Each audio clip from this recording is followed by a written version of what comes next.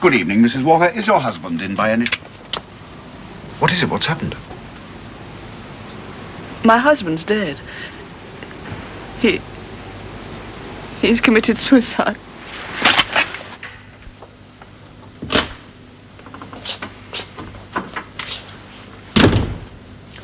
How is she? Well, not too bad, considering. Must have been a hell of a shock coming home and finding him like this. How long do you think he's been dead? Well, not long, I should think. That's only a guess. We'll see what the doctor says. Well, apparently she didn't even know he was in the house. Well, she suddenly saw his cigarette case on a table in the lounge and then went out to look for him. I see. Right, Harry, get to the station to lay things on. Right. Oh, and ask them to call the Grapevine and tell Andy Mason what's happened. I expect you'll want to be with his sister. Right.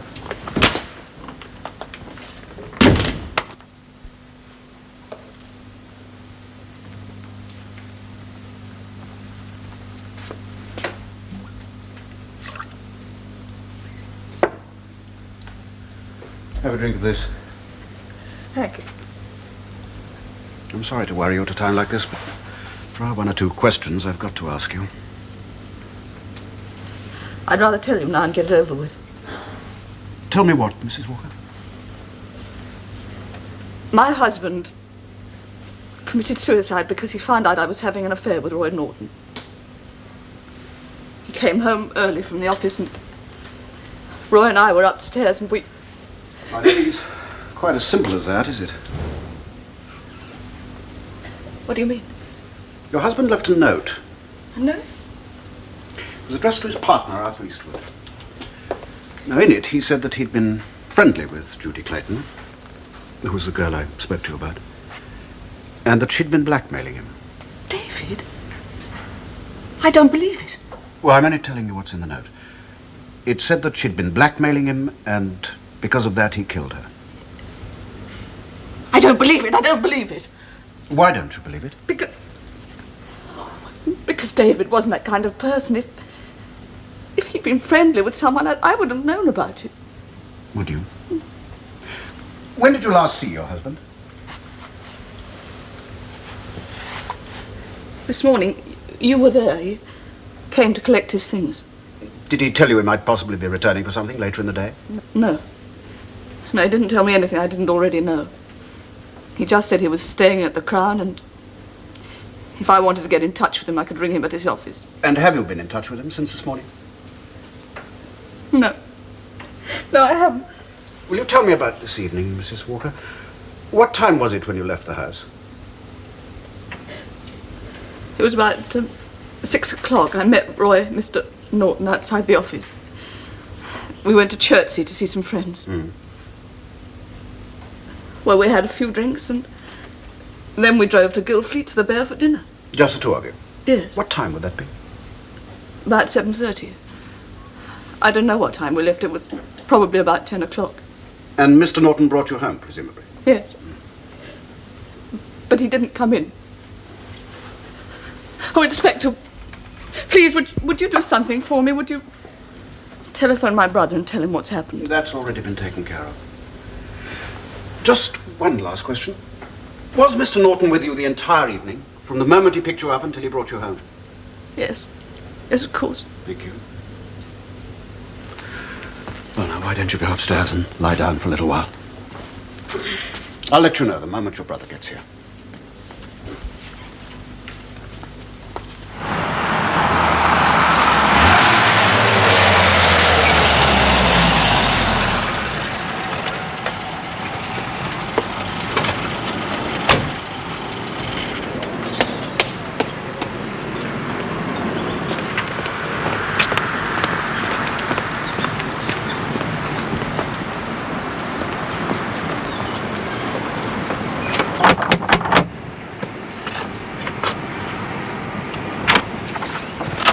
Good morning, Mrs. Bodley. I received a message saying you wanted to speak to me. It was the inspector.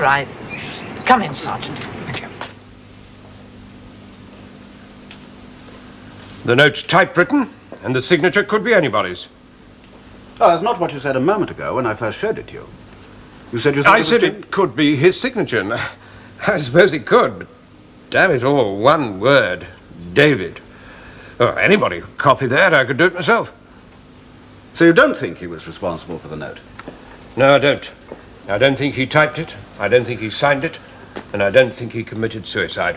And what's more, I don't think you think so either. Well, one thing we do know is death certainly wasn't an accident. So if he didn't commit suicide, there's only one alternative, murder. Now, we have a motive for suicide, but I doubt very much if we have a motive for murder. Have you any idea why anyone should want to murder him? No. No, I haven't. I can't imagine why anybody... Mysteries, what happens in your business? When you have a hunch about something and yet all the available facts seem to make nonsense of it. I lose sleep. Yes. Well, if it's any consolation to you, I'm losing sleep right now. What does that mean, Inspector? Which means that although I sympathize with your feelings, and although there's a doubt in my mind about... About whether he committed suicide? Yes. The facts tell us quite clearly that David Walker knew Judy Clayton, that he knew her long before he picked her up in his car last Tuesday morning. I'm sorry, I don't go along with that. As far as I'm concerned, it's just supposition. Well, if it's supposition, how do you account for having the keyring? Do you really think she stole it? How do you account for the fact that she had photographs of him in a cabinet by the side of her bed? And how do you account for the fact that she actually had an appointment to meet somebody that morning at 10:30 at precisely the spot where David Walker picked her up? I still don't think he knew her. I still don't think he committed suicide. Tell Sergeant Kennedy I'd like a word with him. Yes, sir. Oh, I'm afraid he's just gone out. Mrs. Bodley, Judy Clayton's landlady, phoned and said you wanted to see him. Oh, when was this? About an hour ago, sir. Right, thank you. Now, this is the PM post-mortem report. Death must have been instantaneous because there seems to be little doubt that the bullet penetrated. Yes, well, you know the cause of death, all right. Now, as far as I can ascertain, Mr. Walker died between 8 and 9 o'clock. Let's say 8. That's about 2 hours after you telephoned him at the Crown. Yes. I didn't mention any phone call. No, I know you didn't, sir, but I understand that you made one. Tell me about the call, sir. What do you want to know? Well, did Mr. Walker sound perfectly normal? Well, as far as I could tell, he seemed much the same as usual. We had quite a lengthy discussion. About what? Well, very much between ourselves, Inspector. The Steam Corporation is trying to buy us out. I went up to London for a couple of hours yesterday afternoon to discuss the deal, and, well, that's what David and I talked about. I see. He didn't mention his wife at all? No, he didn't. There's no reason why he should. Oh, she's not involved in the takeover, is she? No, not at all. Is she concerned with the business in any way? No. Although I don't know what'll happen now, of course. I imagine she'll inherit his shares, in which case... yes, well, we can cross that bridge when we come to it. Forgive my asking this, because it's really no business of mine. Would you say that Mr. Walker was a wealthy man? Depends what you mean by wealthy, of course. But, yes, I'd say he was wealthy. Thank you, Mr. Eastwood. Well, just one point, sir. Did Mr. Walker tell you he was leaving the hotel? No, he didn't. And yet soon after your telephone call, he paid his bill and checked out? Yes, and I find that very odd. Well, just before I rang off, I said to him, "How are you, David? Are you comfortable?" And what did he say? He said, "Yes, Arthur, I'm fine. They're looking after me very well here." Nice. Oh, I'm sorry, sir, I didn't know. Oh, that's all right. Come in. You know Mr. Eastwood? Yes, good morning, sir. Morning, Sergeant. I'll be with you in a minute, Harry. Well, thank you very much. And I've no doubt I shall be getting in touch with you soon.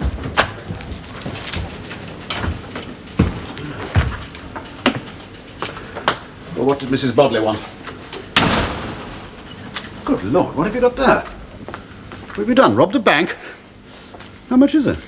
£300. Mrs. Bodley found the money under Judy Clayton's mattress. The notes are apparently intended for a friend, somebody called Victor. Victor? Oh, I've heard that name before, quite recently. When Mrs. Bodley told me about the money, I had an idea. It was a theory, in fact. Do you know what I think? No. Well, David Walker was telling the truth. Judy Clayton was blackmailing him, but not on her own. And it's my bet she was working for somebody else. Somebody called Victor. It's my bet she received her instructions from this man, and every so often you haven't heard a word I said. I've got it. It was at the Grapevine, the barmaid. Oh, now, what was her name? Anyway, she mentioned somebody called Victor. Yes, I knew damn well. Come on, Harry, I'll buy you a drink. Olive, that was her name. I might even buy you a sandwich. It'll be smoked salmon. Thanks very much. I'm sorry. We've run out of smoked salmon, so I brought you some ham and tongue. Hope that's all right. Yes, it's fine. Oh, and you said a pint of bitter, didn't you? Yes, thank you very much. What was yours? Gin and tonic? Oh, no, just plain tonic, please, Olive. Oh, sure it won't go to your head? You keep remarks like that for that wealthy boyfriend of yours. You kidding? If I had a wealthy boyfriend, I wouldn't be on this low. Oh, come off it, Olive. I was here the other night when you got back from town. You were loaded with parcels.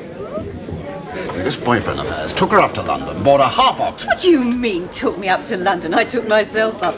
And those presents you're on about were all on dear old Victor. Yes, I know. It's Victor I'm talking about, Olive. You're terrible. Well, what's so funny? For your information, Mr. Noel, Victor has long ears, 4 legs, and he came in at 8 to 1, thank God. It's a horse. Yes. This afternoon, check every betting shop in Guildfleet.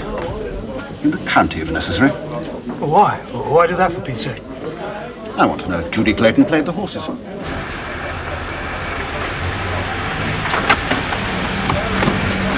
Any luck? Yes. Now we'll try the Kingston shops, then Surbiton, then go on to Esher.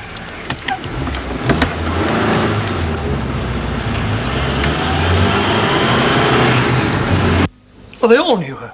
Every one of them. She must have made a packet during the past 12 months. And if she'd put that 300 quid on Victor... Which was obviously the intention. Yeah, she'd have really cleaned up. Will there be anything else, sir? No, thank you, Tompkins. Good night, sir. Good night. Well, she certainly knew how to pick winners. Well, somebody did. Now, what does that mean? Well, I found out something. Something that will really interest you. Of course, it could be just a coincidence. Well, 6 months ago, Judy Clayton backed a horse called Fairmount. It won the Arlington Stakes. The odds were 6 to 1.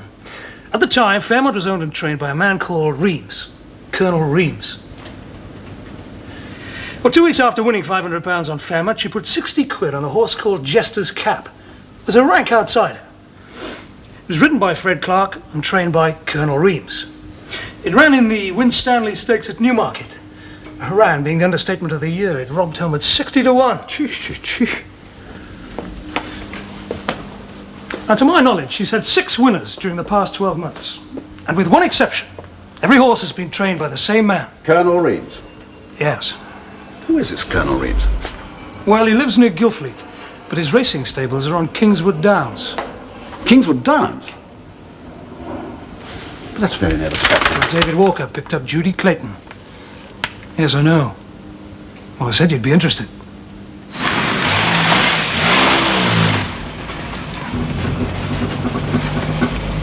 Good heavens, it's Ruth Jensen. Oh, you know her? Yes. Well, I knew her husband very well. We were at school together. He died about 2 years ago. She's quite a pretty girl. Yes. She's a great friend of Sue's. Ruth! Martin! Of all people. What are you doing here? I was just about to ask you exactly the same thing. Well, I've come to see the man who owns the place, Colonel Reams. He's my boss. You'll find him in the office. I see. Oh, good. But how long have you been here, Ruth? I thought Sue told me you were working in London. I was, for a time. I just got fed up with it. Couldn't stand that journey every day. I've been here about 18 months now. How is Sue? Have you seen her recently? Yes, I saw her the other day, just for a few minutes. She seemed all right. I was very sorry, Martin, when I heard what happened. Oh, well, it's just one of those. I don't blame her, really. I don't blame myself, either. It's inevitable, I suppose.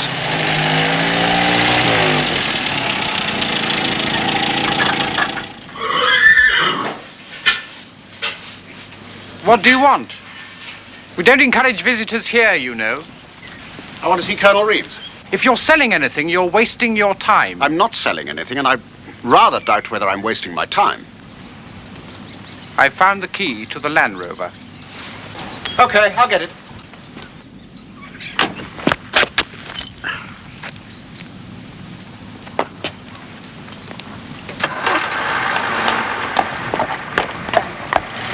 charming young man. Lord Kingsdown himself, I presume. That is Tom Reams. The only blot on the horizon as far as I'm concerned. Tom Reams, is that Colonel Reams' son? Nephew. I've almost left twice because of him, but the Colonel persuaded me to stay on. Oh. And what does Mr. Tom Reams do, exactly? That's a good question. He's supposed to be Colonel Reams' assistant, but he spends most of his time selling second-hand cars. He's even trying to sell me one. Thanks, Morris.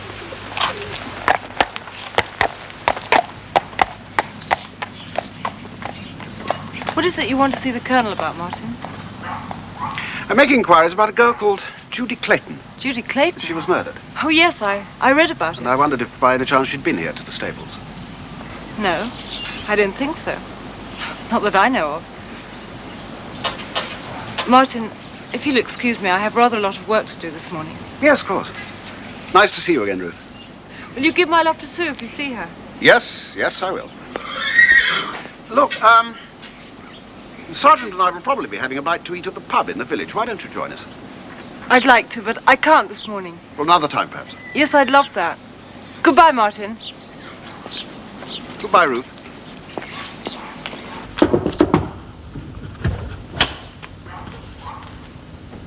Colonel Reams? Yes? My name is Dunson, sir. Detective Inspector Dunson. Could you spare me a few minutes, sir?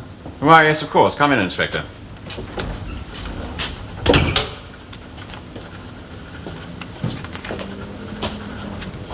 Now, what can I do for you?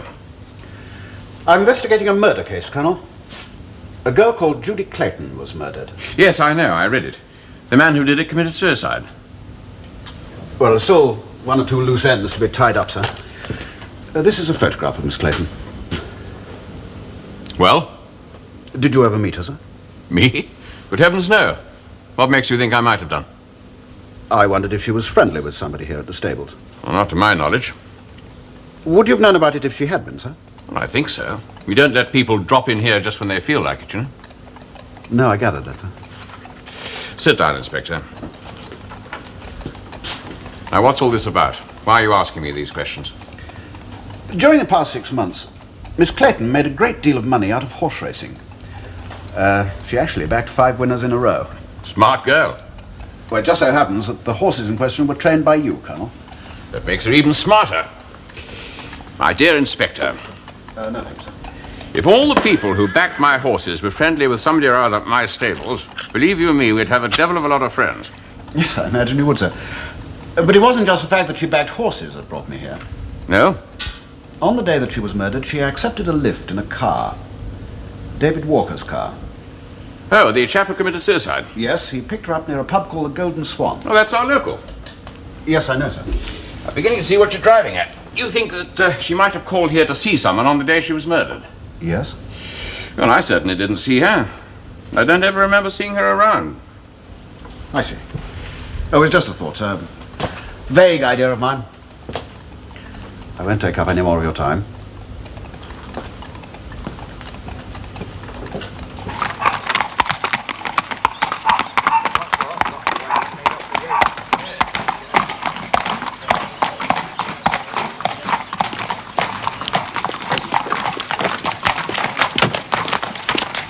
Well, what's he like?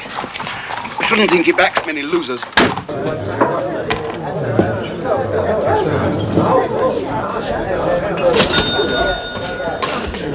The dining room looks rather crowded. Perhaps you'll reserve a table.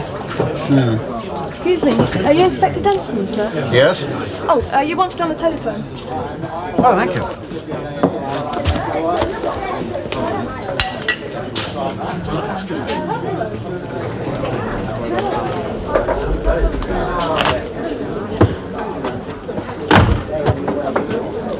Martin, this is Ruth Jensen.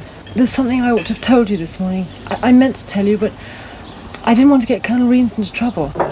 Is it about Judy Clayton? Yes. I saw her, Martin, the day she was murdered. She came to the stables. She was with Tom Reams. Was she? Yes. I was in the office building looking for something, and Tom's car drove into the paddock. Well, it parked right outside the window, and I could hear what they were saying. They were talking about...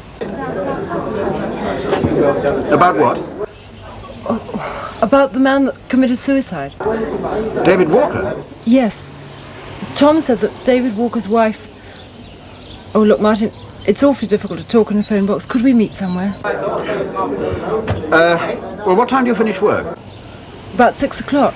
I could come to Guildfleet this evening if you like. Well, I can easily drive down here again if you'd like me to. Oh, no, I'd much rather come to Guildfleet if you don't mind. All right. Well, let's meet at my place. It's number 4, Leonard Close.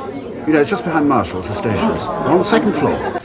OK, I'll be there about 8 o'clock. Right, I'll see you then.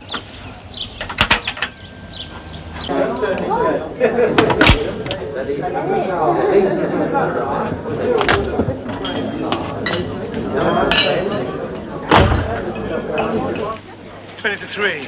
We should be in Guildford by 1:30. Yes.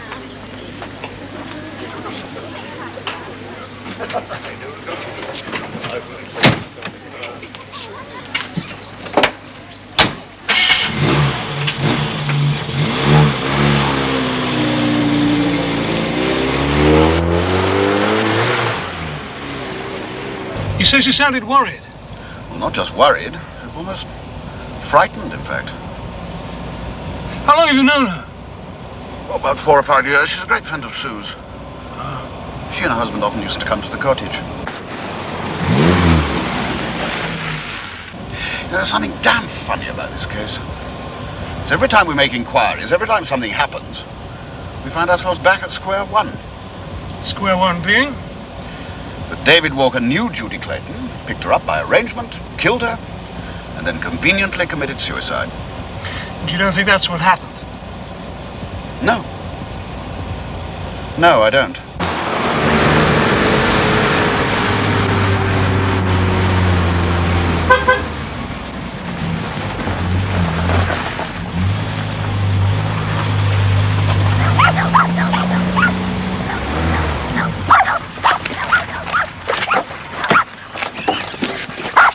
Good afternoon, sir. Shouldn't be too long now. We're getting the passenger out, get the tractor away. We should be able to get you through. It's pretty serious. That's the driver, a young fellow called Tom Rames, was killed. No wonder he bought it. He was driving like a maniac. We don't know about the passenger yet.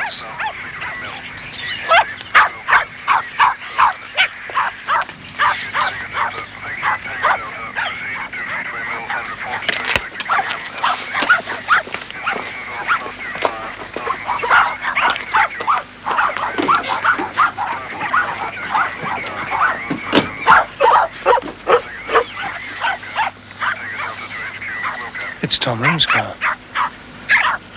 Is he dead? They both are. Both? Ruth Jensen was with him.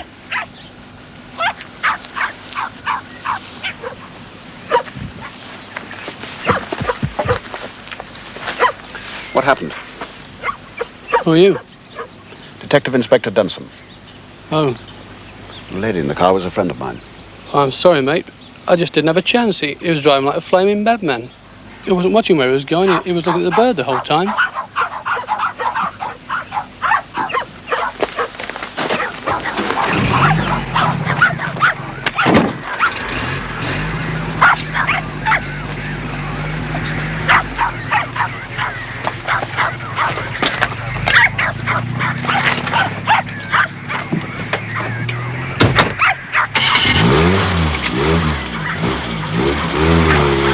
Well, I knew he'd come a cropper sooner or later. He used to drive like a lunatic. God knows I warned him about it often enough. It was no use at all. He just didn't want to know. As for Ruth, it's tragic, it really is. You couldn't have met a nicer girl. No, I know, sir. She was a friend of my wife's. I didn't realize that. Was Mrs. Jensen very friendly with your nephew, sir? Oh, no, they weren't friendly at all. That's what I don't understand. What was Ruth doing in his car?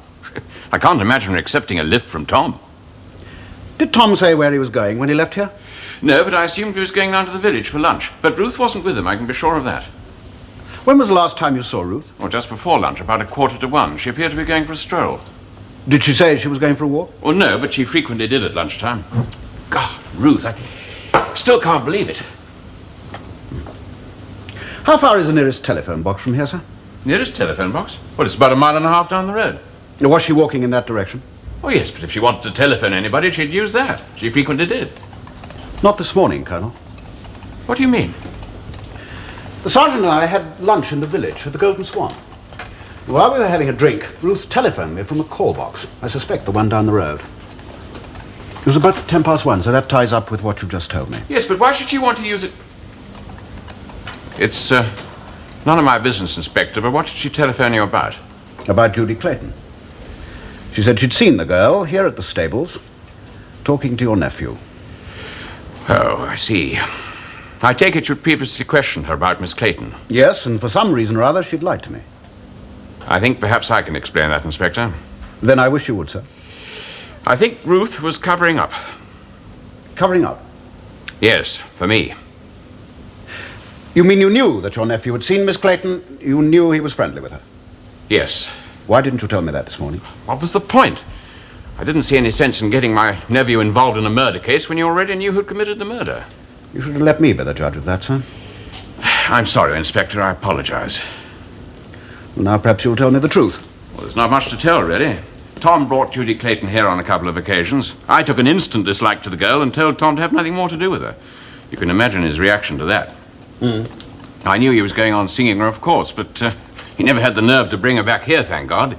Then one morning, the day she was murdered, I saw the two of them in the village. Oh, what time was that, sir? Fairly early, about 8:30, I should imagine. I see. Yes, go on, sir. Well, later in the day, I told Tom I'd seen them, and he said I wasn't to lose any sleep over it, as he had finished with her. What, you mean he'd broken things off? Yes. Did he tell you why? Yes, he said she was having an affair with someone else, someone who lived in Guildfleet. I imagined he was referring to that chap that committed suicide, David, what was his name? Walker. Yes, I imagine he was, sir. Well, is there anything else you'd like to tell me, sir, before I go? Anything you might perhaps have inadvertently forgotten? No. I'm sorry about this morning. I was a damn fool. I should have told you the truth. Yes, I think you should have done so. Well, back where we started. David Walker. Yes, looks like it. Someone's determined to keep us at square one.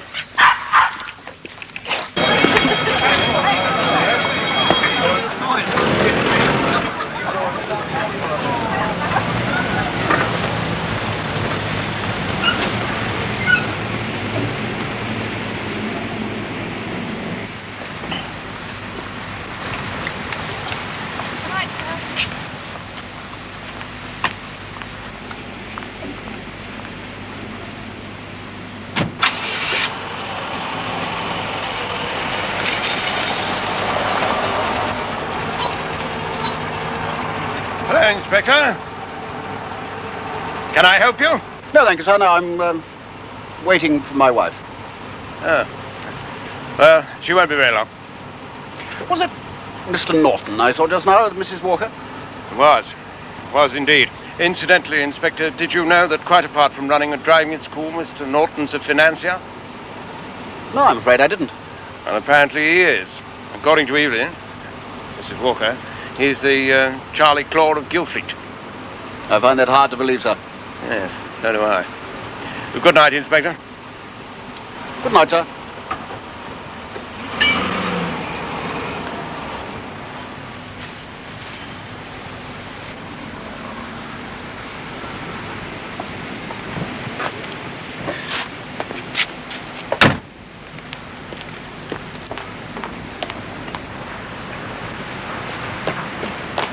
Hello, Sue. Hello, Martin.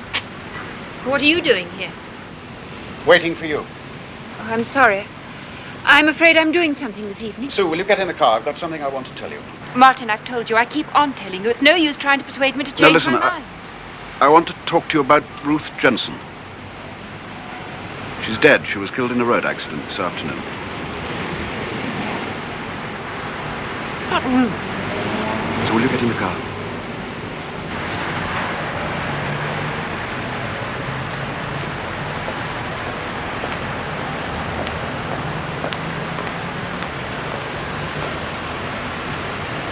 I've got to talk to you. Well, there's no doubt about the accident. It was genuine, all right. The thing that puzzles me is, what was Ruth doing in the car? Unless, of course, he was trying to sell it to her. Is that likely? It's a possibility. She said something about him dealing in second-hand cars. So, how many of your friends have got key rings like this? Oh, I should think everybody at the factory has one. They're not difficult to come by. Good heavens, no. At Christmas, we must give dozens of them away. When you say we? I mean Mr. Eastwood. He usually distributes them. Mr. Eastwood himself? Yes, he likes doing things like that. We usually have a bonus at the end of the year, and he likes to hand out the cheques himself. Oh, I see. Why are you so interested in the keyring? Judy Clayton had one, and so has Colonel Reams. Had you heard of Colonel Reams before I mentioned him? No, I don't think so. Nobody's ever mentioned him at the office? No. Wait a minute. I think Mr. Eastwood had a letter from somebody called Reams. When? Oh, about 6 months ago. What was it about? Can you remember? I'm afraid I can't. All I can remember was that it annoyed him. Could you get hold of the letter? I should think so. It's probably on the file. I'd be very grateful if you would. I'll see what I can do. Heavens.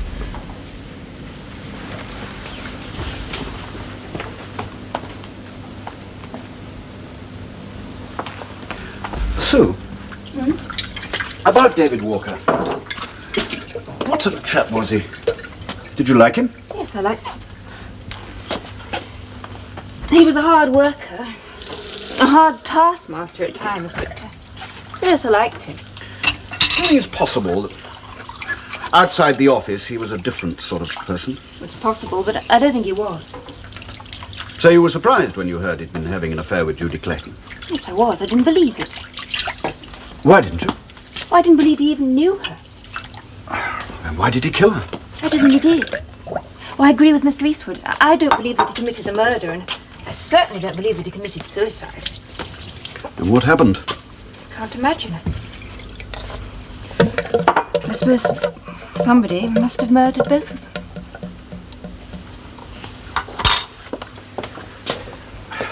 Tell me more about him, Sue. What do you want to know? Whether he made a pass at me? Did he? No, he didn't. Did he notice you? It depends on what you mean by notice. You know what I mean by notice. Yes, he noticed me. Did you ever have a drink with him or meal, perhaps? He took me for a drink just before Christmas at the Crown. Oh, what did you talk about? His wife. His wife? He was crazy about her. And what about Mrs. Walker? What about her? Do you know her? Of course. Do you like her? No. Why not? Oh, I don't know. I just have the feeling that she's not quite what she seems to be. What does that mean exactly? Well, everybody thinks she's stupid and only interested in having a good time. I think there's more to her than that. Yes, I know what you mean. I really must be going. I have got an appointment. You won't forget about that letter? From Colonel Reams? No.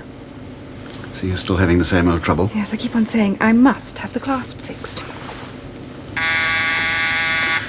Oh, that's probably Harry Kennedy. They've invited me out to dinner and he's picking me up. Hello, Mr. Mason. Oh, I'm sorry to disturb you, Inspector. Oh, that's all right. Come in. Oh, good evening, Miss... Good evenings. I'll telephone you probably tomorrow afternoon.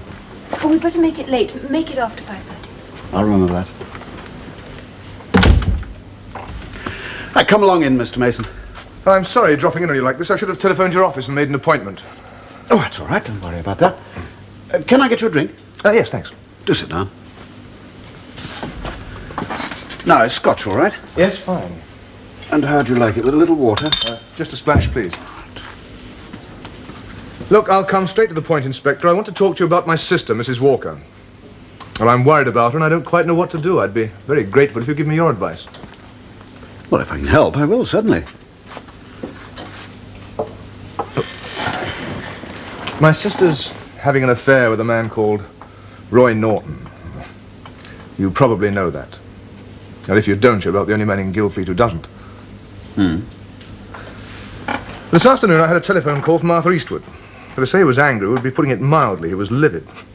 Apparently Evelyn, that's my sister, had an appointment to see him this afternoon, and, well, she took Roy Norton along with her. Yes. According to Arthur, Norton started asking all sorts of damn silly questions, shooting his mouth off, pretending he was the financial genius of all time. In the end, Arthur lost his temper and threatened to throw him out of the office. Yes, I imagine he would. What is it you want me to do? Well, I'm not really quite sure what you can do, Inspector. It's just that I thought...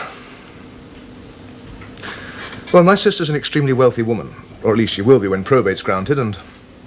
Well, Roy Norton knows this, and he's taking advantage of her. This is purely a family matter. Well, I thought perhaps if you had a word with her... She probably told me to take a running jump, and quite frankly, I wouldn't blame her. Well, what am I going to do? Just stand by and let Norton take over? Well, have you spoken to your sister? Yes, I've just left her. And what did she say?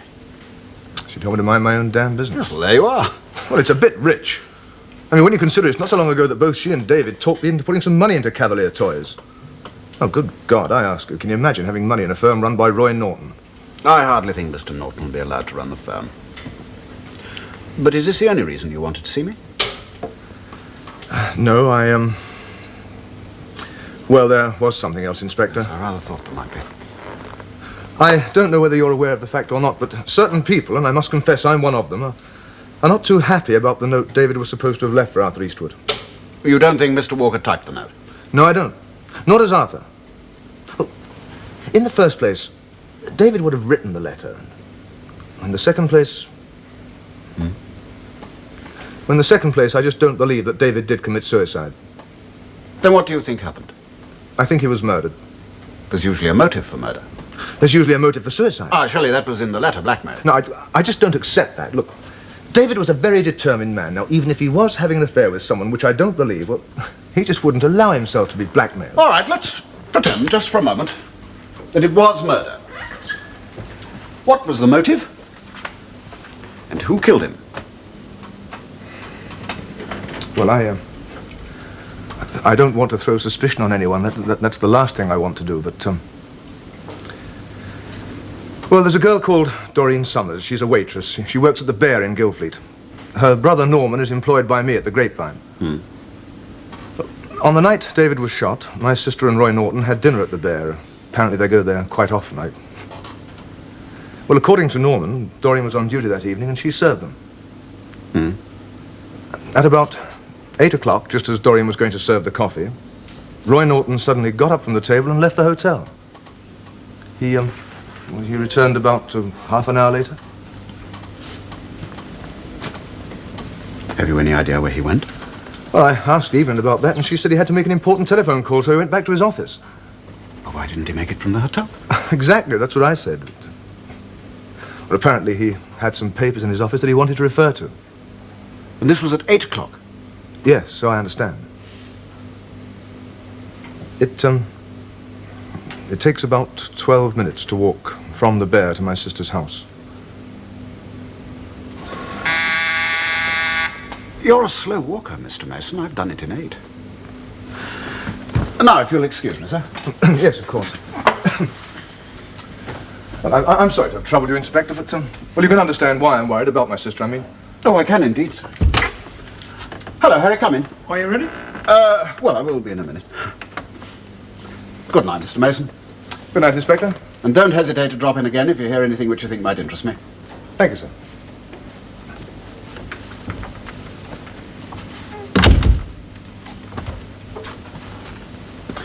I'll be with you in a minute, Harry. Well, what did he want? He wanted to tell me something. Something I already knew.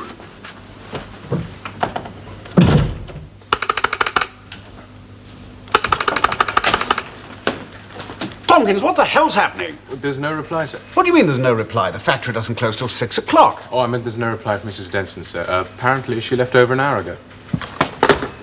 I see. Right, thank you.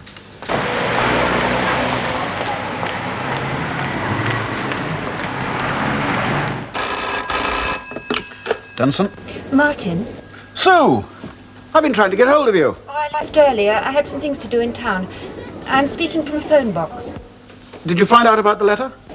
I'm sorry. I'm afraid I was wrong. The man's name was Breen. He runs an employment agency in St. Albans. Oh, I see. Martin? Hmm? I'm sorry. I did say I wasn't sure. Yes, I know. Oh, well, thanks anyway. Bye. Oh, no, just a minute. I had a letter from the estate agents this morning. Looks as if I've sold the cottage. I see. Well, I'm going down there this evening because I want to collect one or two things. I suppose you wouldn't like to meet me there?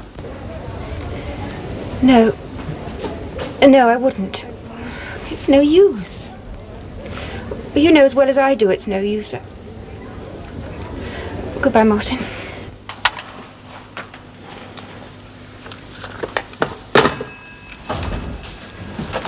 We've had a report on the suicide note. It was written on Walker's machine, all right. There are 3 sets of prints on it. Curiously enough... Yes, all right. Tell me later, Harry. Oh, yes, all right. I'm going to the estate agents and then on to the cottage. I'll be back about 7. Yes, but this is important. I think you should know. All right, I'll tell you later.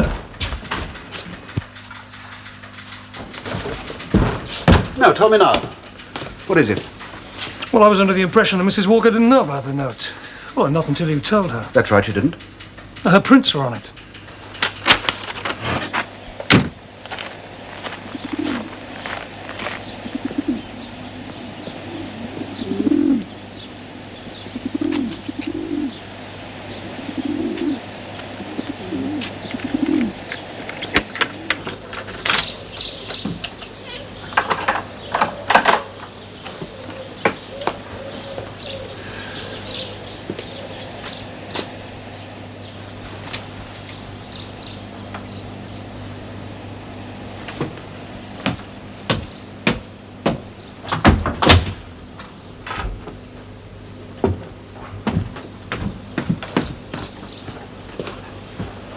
Sue? You upstairs?